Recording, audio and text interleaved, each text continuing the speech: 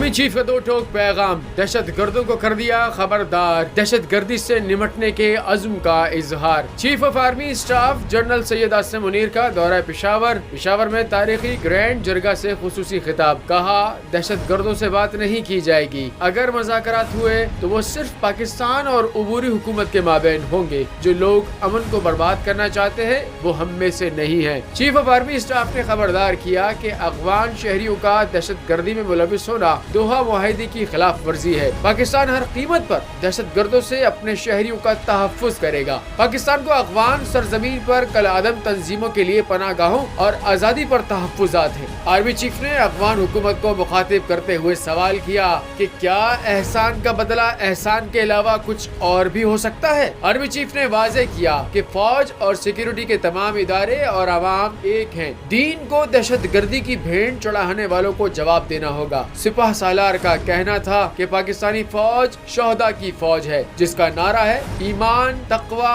और जिहाद फी सबीलिल्लाह। हम आप में से हैं और आप हम में से हैं। हम अल्लाह के रास्ते में जिहाद कर रहे हैं और कामयाबी हमारी ही होगी। फौज और सिक्योरिटी के तमाम इदारे और पाकिस्तान की आवाम एक है।